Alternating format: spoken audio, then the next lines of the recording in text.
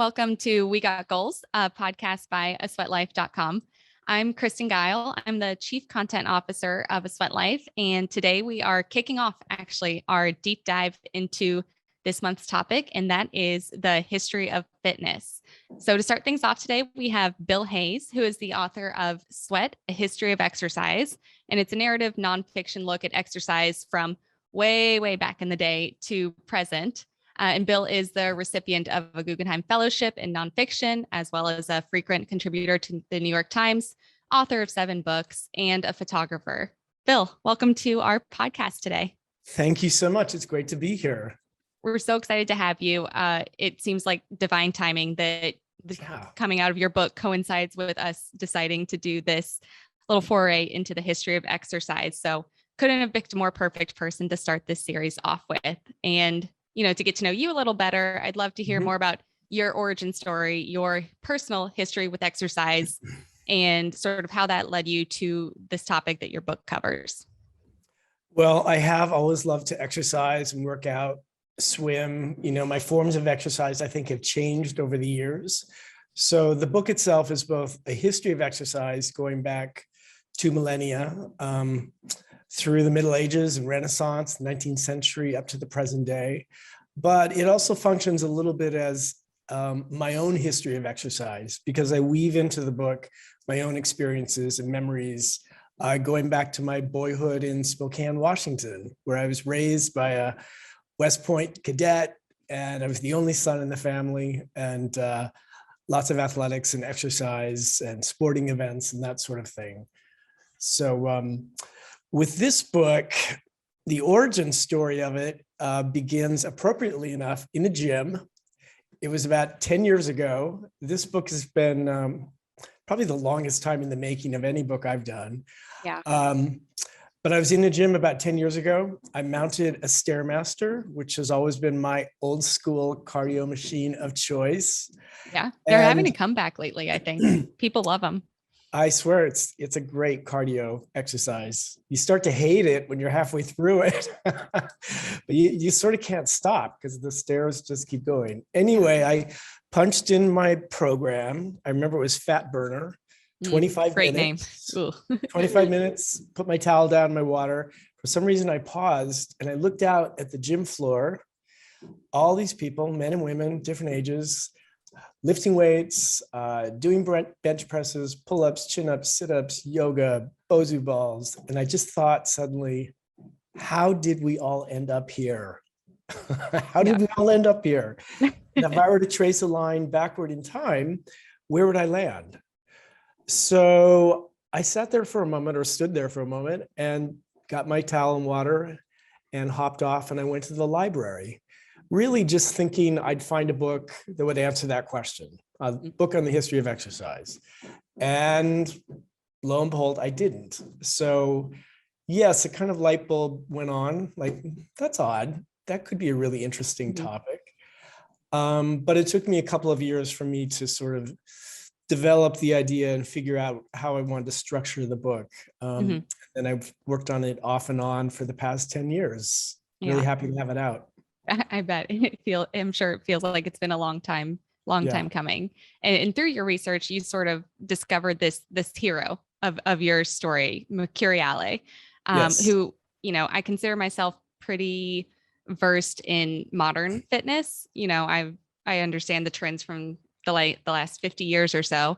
And this was clearly someone way before the time that I had studied, and I had never heard his name before, didn't know anything about him. And I'm assuming a lot of your readers will come to the book with that same perspective. So who is this guy and why do we care about him? Yeah, well, please let me make you feel better, because I knew nothing about him either. And I should say really quickly, my first 3 books were structured kind of similarly to Sweat, an interweaving of history, medical history, or scientific history with personal narrative. So I kind of had that hybrid model in mind. I went to a very good library here in New York, and libraries and archives play as much of a role in my book as gyms do. It's like, honestly, it's equal, the amount that you talk about them and like the tone of reverence that you use talking about both of them. Yeah, I just thought it'd be fun for the reader to go along on the ride with me as I tried to find my way into these archives and libraries Mhm. around the world, whether in India or Italy or Paris or London. Yeah, I lost my train of thought right there. So you had never heard of Mercuriale either? Curiale, right. Yes. So I went to a wonderful library here in New York City, the New York Academy of Medicine. They have a rare books room. And I went in and reserved books by kind of well-known figures in the history of medicine, Hippocrates, Galen, some 19th century writers. And the very nice librarian brought them to me. And then she said, well, surely you've heard of Girolamo Mercuriale. And I had to look up at her and say, no, I haven't. And she said, hold on, wait here a moment. And she went back to the storage room, came back wearing white gloves and holding a pristine first edition of a 1569 book called De Arte Gymnastica by Girolamo Mercuriale. And I put on white gloves. She asked me to as well, because it's a very rare book, though it was in perfect condition. I opened it up and happened to open up the book to one of several illustrations, an illustration of two pairs of men wrestling. And that in itself was captivating. It was just such a bold, captivating illustration. Mm-hmm. But then, Kristen, I turned the page and saw that the entire book was written in medieval Latin. How dare they? And it was about 400 pages long.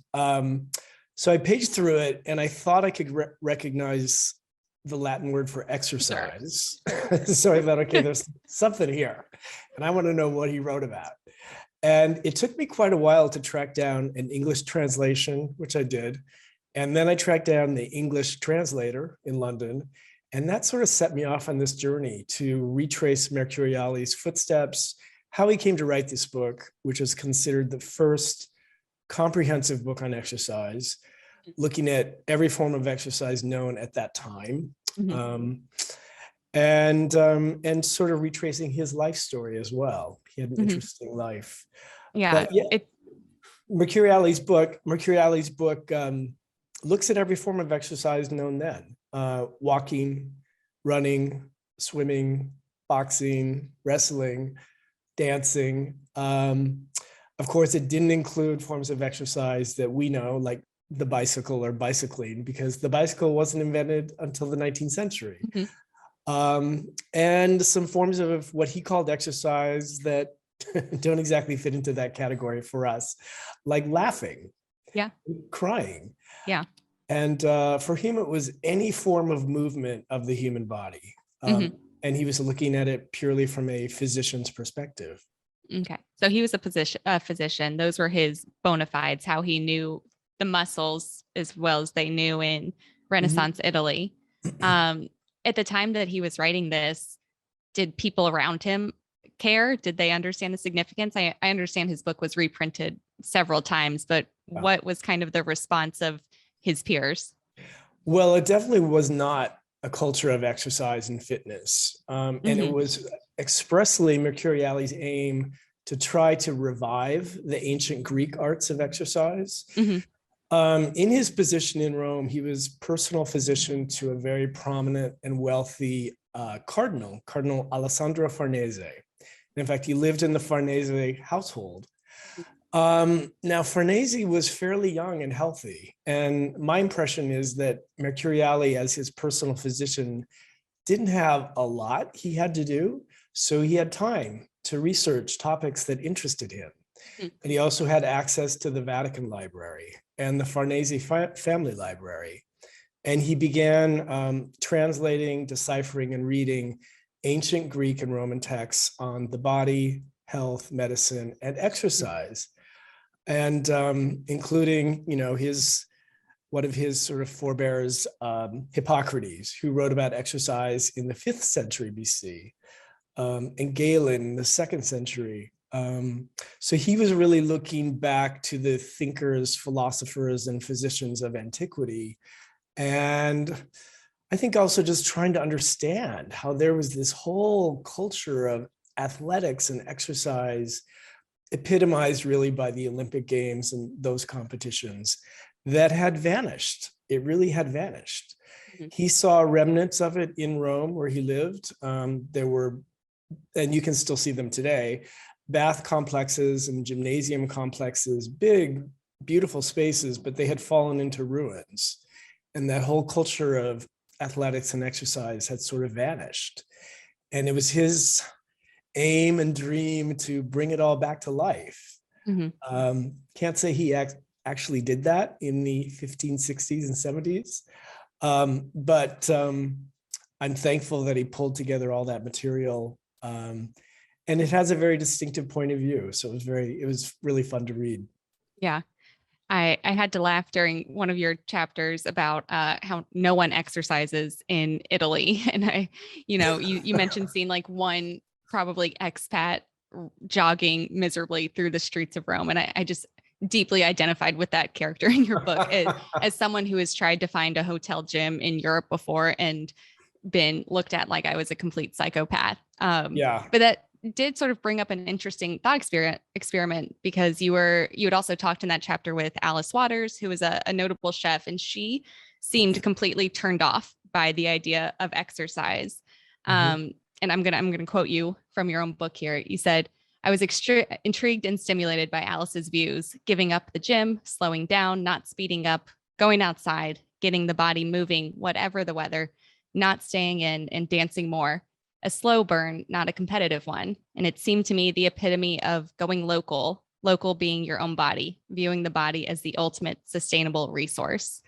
So to sort of distill that down, she's more in the camp of make being active your lifestyle, Right. whereas exercise sort of refers to work, Right. which I can relate to because a lot of the things I do for exercise right now, swimming, playing tennis, like those are fun for me. But at the same time, I think you can find joy and pleasure in, what Alice would probably refer to as exercise. So where do you stand on that? How do those intersect for you? It was such a great conversation because she was really challenging a lot of what I was thinking about. I remember her saying that gyms are the fast food of exercise. And of course, her whole philosophy of food is farm to table, very organic, sort of lack of pretentiousness or self-consciousness about it.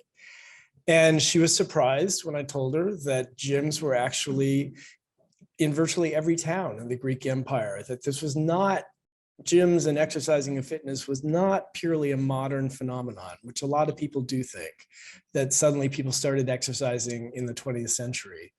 But no, exercise goes back at least to the 5th century BC. But I think her point was just that so many people dislike exercise because they think of it as work and not as pleasure. And for her, she just works exercise or moving her body into her daily life. She starts every day with a walk, which is a great form of exercise, as Hippocrates himself said. And then throughout her day at her restaurant, going up and down the stairs, carrying boxes of produce, sweeping the porch, just moving. And I think there's a lot of beauty in that sort of concept. It's true, you don't have to join a gym to exercise.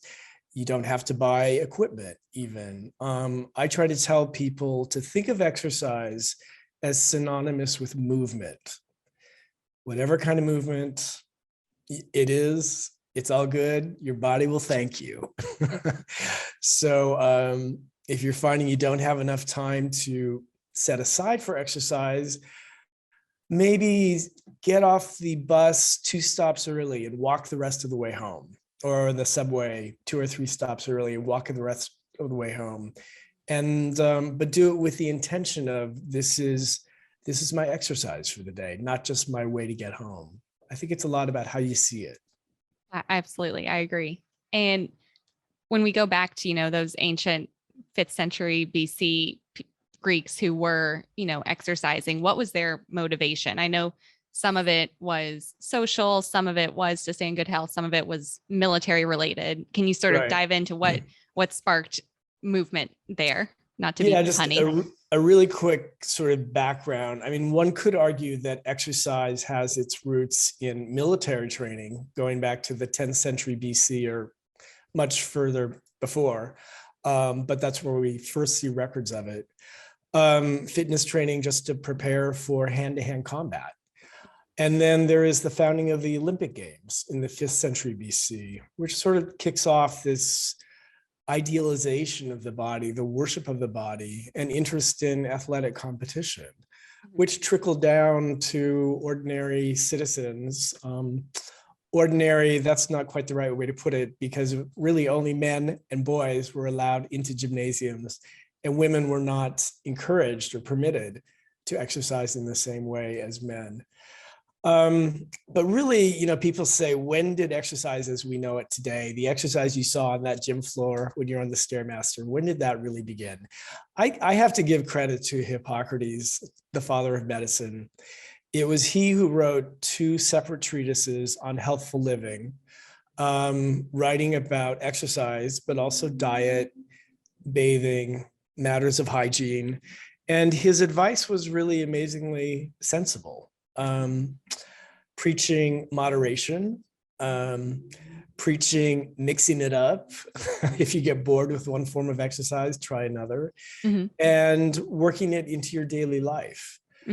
And for Hippocrates, Plato, Aristotle, Galen, I think they intuitively understood that exercise was good for body, mind, and soul. They did not, however, and we really should make this clear, they did not have an accurate understanding of how the human body actually works. The humors, is that where we're going? Yeah, that's where we're going, the 4 humors. For something like 14 centuries, it was widely believed that the human body was composed of 4 humors. 2 of them were completely fantastical, and they had to be kept in balance. And if one of the humors, or 2, was out of balance, you're in a state of distemper. And this is what led to such primitive treatments as bloodletting and purging and things like that. Now, part of the reason they didn't know how the human body really works is that dissection of cadavers was forbidden. So they were really kind of guessing. And even so, had an intuitive understanding that exercise was good for you. It was Hippocrates who said, eating alone will not keep a man well. He must also take exercise. For food and exercise, while possessing opposite qualities, yet work together to produce health. Which is Sounds familiar. Pretty sensible. And really that understanding of the human body didn't change until the 17th century with William Harvey's discovery, is not the wrong word to use, discovery of the circulation of the blood by the beat of the heart. That's, part of the scientific revolution, the Enlightenment. Suddenly there's a whole new awareness and understanding of how the body works and why exercise would be beneficial. Got it. That's a deep history. You briefly mentioned women, and a lot of our audience is female. I'd love to take a quick detour into when women were allowed in those, exercise spaces. I know Sparta is the immediate example that comes to mind, but you also dive into this, I think a mural or mosaic of women working out that you had seen on your travels that made an impression. So let's talk a little bit more about women's place or lack thereof in all of this. Yeah, one of the unusual places was Sparta, which was really a military state. And it was expected that the women, alongside the men, women and girls, would exercise, would be trained. Again, this was really in preparation for war, but that was really an exception. And while it's also true that Plato encouraged women to exercise, that was more of an ideal. It didn't really happen in a large scale way until much later, until 19th century, really. And there was a confluence of events that came together. The impact of the Industrial Revolution. There was a global concern that people moving, to put it simplistically, from farm to factory had become too sedentary. And so there was a real movement to encourage people to move, to get exercise. And by this time, there was a better understanding of how the body works. There's also, very importantly, the rise of the women's rights movements and the suffragette movement, that women were allowed and encouraged to exercise really for the first time. And then there are things that come up that are just fascinating in the history of exercise, like the invention of the bicycle. It's something we take for granted in all of most towns in America. You have City Bike or these bike programs, more bicyclists than ever before. Some people think that Leonardo da Vinci was the first to invent a bicycle, which turns out to be completely untrue. The bicycle didn't begin its long journey to what it is today in the early 1800s. It was a very primitive machine with no pedals. You sort of scooted along with your feet. Like what they give toddlers to learn how to balance. Exactly. And it was meant to be a sort of an alternative to horses. There'd been this terrible drought. There weren't enough horses. So it was purely for transportation, but not the best form of transportation. Then they kind of went off in wild directions with bicycles that had one gigantic front wheel and a very small back wheel. I'm not sure why exactly they thought that was a good idea. I don't even know how they got up on the seats. I've always wondered. They must have had ladders set up. Yeah, they look very unsafe. So speaking of unsafe, finally, what was called the safety bicycle was invented in the 1890s. And it really closely resembles the bicycles we ride today. And then someone, and I sure hope it was a woman, had the brilliant idea to remove the horizontal bar going from seat to handlebars to make it easier for women in their dresses and skirts to mount a bicycle and ride.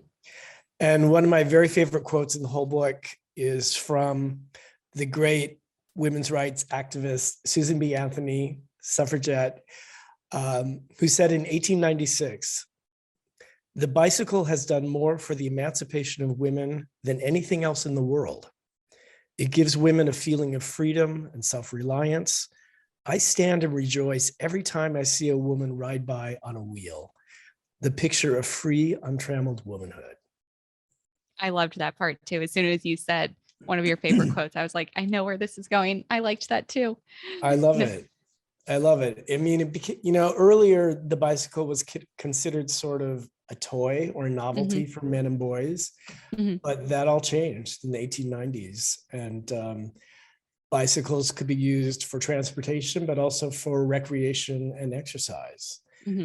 And around that time, there were other women coming forward to advocate for exercise for women as well as for children. And that was a real change. You say you're talking about how the bicycle has been invented since the 19th century. And, over this history of fitness and exercise, we have seen so many trends come and go and come back again, jazzercise and Taebo. But at the same time, a lot of those, you tried a lot of different exercise trends in your book too, which you document, and is super fun to read. But what have you seen throughout history and throughout your research that makes a workout like swimming or biking or running the most evergreen? The most evergreen? Yeah. Not subject to the trends and the whims of what popular culture deems exciting and cool to do. I mean, I think part of it is just, you don't need anything except your own body. So I write about running and how really it requires not much more than a pair of fairly strong legs and lungs. I write about how we evolved as humans to become bipedal and to walk and then to run, and how our bodies are designed specifically for that, with a head that doesn't flop around as we run, and lungs that can breathe over long distances. So running, swimming for sure. It's interesting. I learned about swimming that it hadn't been an Olympic sport back in antiquity, which kind of surprised me. I mean, I guess if I'd really thought about it, I would have known. But the Olympics and the other athletic games were confined to track and field events like marathon and sprint and runs, and then sports like boxing, wrestling, pancration. But there were no swimming events in the early Olympic Games. And I think one of the reasons was that swimming was considered a practical skill that everyone should know Mhm. in order to save your own life, to save Mhm. yourself from drowning. And we're talking about Greece, which is on the Mediterranean. So it makes sense that men, women, and children alike would need to learn how to swim just to save their own lives. Or earlier in time, swimming for survival, to get food, to get fish, to swim to the other side, to escape a warring tribe or whatever. Mhm. But swimming was not considered an athletic event or form of exercise. For me personally, swimming has become probably the most important form of exercise. I love to swim, and that's been, fairly new in my life. Mhm. I used to be much more of a gym rat, lifting for, gosh, hour and a half, 2 hours at a time, 5 days a week. But eventually the injuries started to take their toll. Yeah. and and I started to mix it up. And I think the first thing I mixed it up with, other than running, was yoga, which I began to practice at my gym with a great teacher, and then got into swimming because my late partner, the author Oliver Sacks, was himself a great swimmer, open water swimmer and lap swimming, and he swam 2 or 3 times a week. So I started swimming with him. I mentioned in one of my emails to you that I was getting back into swimming as well. And what I didn't mention was, as part of my job, we are running a program for our community where 16 women are part of a swim program. It's taking your swimming to the next level, because we recognize that it was something that everyone wanted to do, but had different levels of comfort and access to a Mhm. pool. So for the past month or so, we've been partnering with a gym and doing weekly swim team Cool. practices where we're all in the pool together. We're all at different levels and we're split up, based on what our goals are. And I grew up swimming, and you did too. You said your father sort of helped ensure that you're swimming frequently and well. But I quit after high school, and I can just hear my parents laughing at me in my head as I swim laps, because they're like, "You're going to come back to this. I know it. You are going to Ah. love it as soon as you turn 30, essentially." And I was like, "Damn it, you did know." But I just wanted to give us, 5 minutes to gush about swimming and why we think people should try it here. I really do too. I encourage people. It's also true that swimming is a complex motor skill. And Yeah. unlike other exercises, like let's say walking or running, it can really take time to refine your stroke. It takes patience. I've certainly had friends who say, I've always wanted to swim or get back to swimming. And they tried a couple times and just get really frustrated, because the truth Hmm. is swimming is very strenuous. It's strenuous in different ways from running and other forms of Hmm. exercise. But I also really urge people, it's like your great program you're talking about. Um, if you know how to swim, but maybe want to refine your stroke or your technique, take a few lessons. There's no Hmm. shame in that. Take a few lessons with a swim coach who can help you improve your stroke and make it more Hmm. fun. Hmm. I think one of the biggest mistakes, I guess is the right word, that people make when they first start swimming seriously is over kicking really hard to keep themselves afloat and to keep Hmm. themselves moving forward, and Hmm. learning to kick in an efficient way that doesn't completely wear you out after 2 laps Yeah. is part of the practice. But just with a few tips, you can start to learn pretty quickly how to swim efficiently and really enjoy it.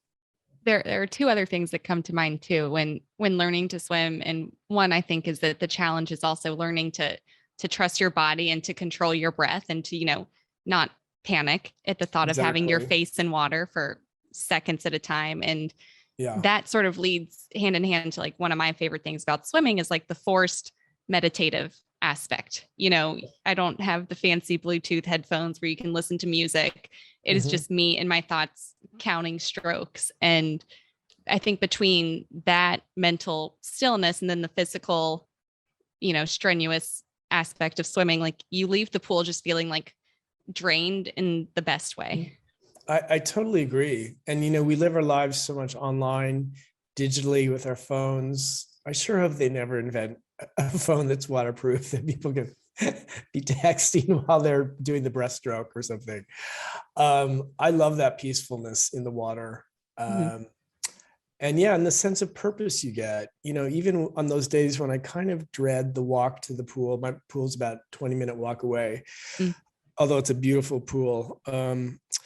To then be walking home and feel like, man, I just swam a mile, or I just Yeah. swam a half a mile. Yeah. It gives you a sense of purpose and just satisfaction that I think is so good for you mentally as well. So I'm a big fan of swimming, but I also tell people, try different forms of exercise. Maybe swimming Mhm. isn't your thing. Maybe you like to dance in your apartment for 15 Mhm. minutes, and Mhm. that is all good. Or play with your kids in the park, and Mhm. think of that as swimming. It doesn't Yeah. have to be, and I think that's what Alice Waters was sort of trying to point out. It doesn't have to be separated out into this other thing that feels like work. It should be pleasurable. Mhm. There's a great quote from Galen, who, like Hippocrates, wrote a lot about exercise. Mhm. He was a little later, 2nd century AD. And he said, he was a physician as well. In my opinion, the best exercises of all are those which are able not only to exert the body, but also delight the soul. Oh, I love that. I love that, because I think, exercise should give you some joy. Mhm. And although we, of course, have indisputable scientific evidence that exercise improves your health, extends lifespan, you never know what's going to happen. So I just say to people, don't exercise only because you think it'll make you live longer or even lose weight necessarily, but for how exercise makes you feel now, right now, in your body, about your life.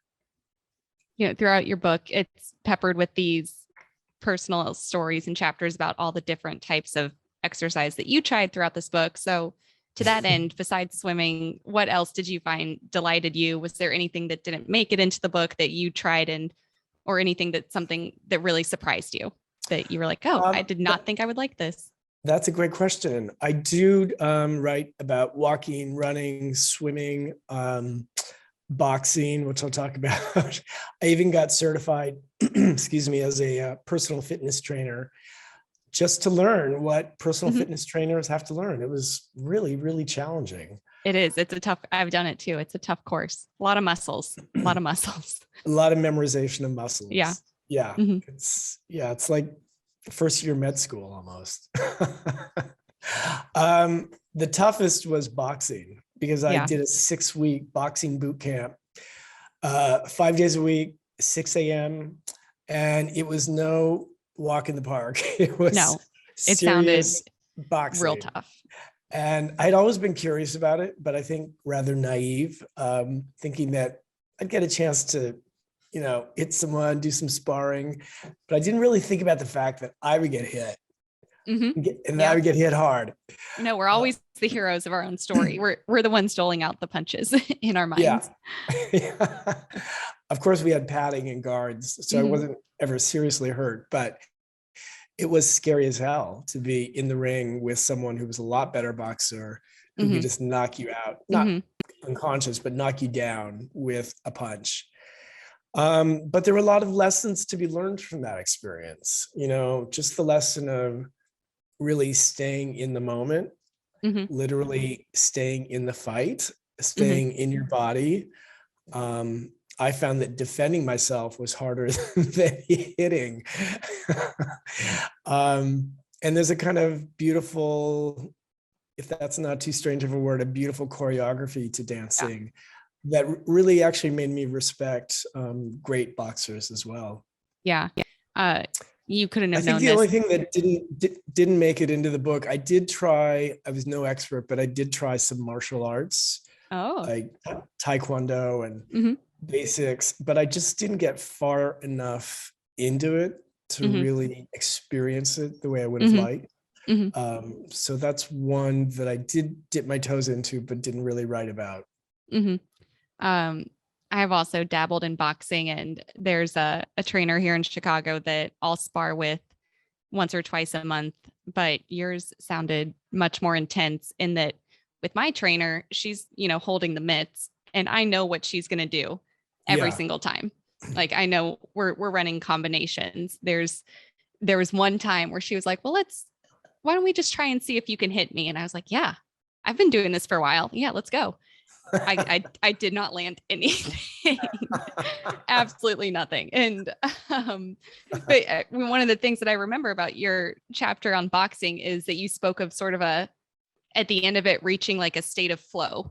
almost. Mhm. And I just thought that was a really beautiful description, and speaks again to, I guess a recurring theme in our conversation at least is the pairing of like the physical with the mental, and Yeah. how the exercise is not necessarily just for your body. Yeah. You have to sort of get past that point where you're overthinking it, Hmm. overthinking every move. And we could be talking about swimming too, because if you're, trying to perfect your stroke and do 50 laps or whatever, there's a way in which you can overthink it and get very self-conscious about it. Hmm. And once you practice enough, and it does take practice, whether boxing or swimming, and you're not even thinking about what you're doing, it's just pure muscle memory, then it definitely sort of goes into the category of joy, of delighting the soul. And that's such a great feeling. To bring it back to, the historical perspective a little bit, one of the Mhm. things that I think about when I think about the gym today is, its status as the third place in our lives, right? It's not work, it's not home, it's where we go to work out, but more so to hang out for in a lot of cases. And to what Right. extent was that present back in ancient Greek times that Mercuriale was writing about? I think absolutely. I mean, they were considered places where philosophers, thinkers gathered to talk and debate and discuss. And there were even spaces just for that at the gymnasiums. One of my favorite things I learned about Plato, I was so surprised. His given name was Aristocles, but he was a competitive wrestler as a young man. He competed at the equivalent of the Olympic Games at a place called Isthmia, which I visited. Hmm. I went to Greece. Hmm. It's the last chapter of the book, and visited the 4 sites of athletic games. Plato was must have been a pretty good wrestler. He was also very broad-shouldered, and his wrestling coach nicknamed him Plato from the word Platon, which means broad-shouldered. Never knew that. Yeah, I love that. So he had lots to say about exercise, including the importance of moderation. Because I mean, I'm guessing here, but that he probably suffered injuries from Hmm. overdoing it. Hmm. Wrestling and boxing, of course, that would happen pretty frequently. But he really preached moderation and working it into your daily life. Hmm. Yeah. You mentioned your pilgrimage almost to the 4 Olympic sites, and that's the chapter that I literally just finished this morning, so it's fresh on the top of my mind too. And especially since the Olympics are kicking off this Yeah, week as we're yeah. recording. Tell me about what that trip was like for you, and make your best guess as to what the ancient Greeks would think about our exercises today that qualify for Olympic Games, or what Mercuriale would say this reflects about the culture of exercise. Just you get to get up on your soapbox and hypothesize with abandon. I think they would be so amazed. First of all, that women Yeah. are allowed to be athletes and to exercise. Hmm. That would shock them, I think. Hmm. Um, and the winter sports, I think, would be especially surprising. There were no winter sports in Greece, I'm guessing. No, yeah. So it was, running events, track and Yeah. field, that sort of thing. Um, yeah, it's crazy to think about things like skateboarding and how extreme sports have come into the Olympics Hmm. in a way that makes them really fun. Hmm. But a few years ago, they were considering dropping wrestling from the Olympic Games because it just it's not as popular as it used to be, and More niche than, yeah, yeah. and it's not as much of a spectacle sport, I guess. And that would have been really shocking because wrestling and boxing were certainly among the most popular events at the Olympic Games back in antiquity. Yeah. But yeah, that trip to Greece was incredible. I felt in some ways like I had to do it for Mercuriale. Mhm. There was this physician who wrote this book, really drawing upon the ancient Greek and Roman writers and idealizing the Olympic Games and that whole culture.